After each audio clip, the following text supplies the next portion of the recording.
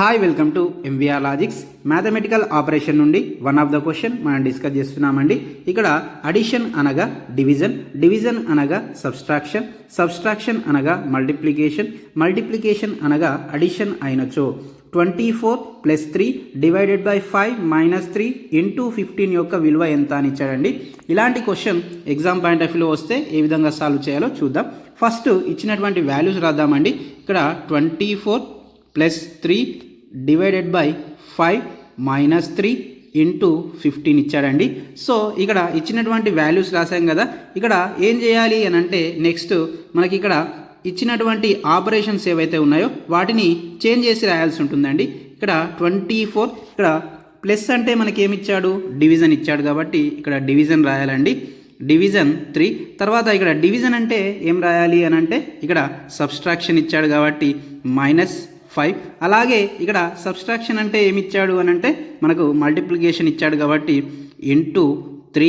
అలాగే ఇక్కడ మల్టిప్లికేషన్ అంటే ఏమి ఇచ్చాడు అని అంటే అడిషన్ ఇచ్చాడు కాబట్టి +15 రాసాము. రాసిన తర్వాత మరి ఇక్కడ ఇచ్చినటువంటి వాల్యూస్ని సాల్వ్ చేయాలి. మనకి ఇక్కడ బాడ్మాస్ ఫార్ములాను యూజ్ చేయాలండి. ఇక్కడ బాడ్మాస్ ఫార్ములాని యూజ్ చేయాల్సి ఉంటుంది. సో బాడ్మాస్ ఫార్ములాను యూజ్ చేసి ఇక్కడ ఇచ్చినటువంటి వాల్యూని సాల్వ్ చేద్దాం. సో మరి ఇక్కడ బాడ్మాస్లో ఫస్ట్ ఏంటి అని అంటే బి అంటే బ్రాకెట్స్ అండి, దీన్ని ఫస్ట్ చేస్తాం. తర్వాత ఓ అంటే హాఫ్ అండి, దీన్ని సెకండ్. తర్వాత డివిజన్ థర్డ్, అలాగే మల్టిప్లికేషన్ ఇక్కడ 4th, తర్వాత అడిషన్ అనేది 5th, అలాగే సబ్స్ట్రాక్షన్ అనేది 6th చేయాలండి. సో ఫస్ట్ మనకి ఇక్కడ బ్రాకెట్స్ ఉన్నాయా అంటే లేవండి. తర్వాత హాఫ్ ఉందా అంటే లేదు. తర్వాత డివిజన్ ఉంది కాబట్టి డివిజన్ చేయాలి. 24 డివైడెడ్ బై 3ని చేస్తే మనకి ఎంత వస్తుంది అని అంటే 24ని 3తో డివైడ్ చేస్తే మనకి 8 వస్తుందండి. 8 రాసాం. -5 ఇంటూ 3 + 15 చేసామండి.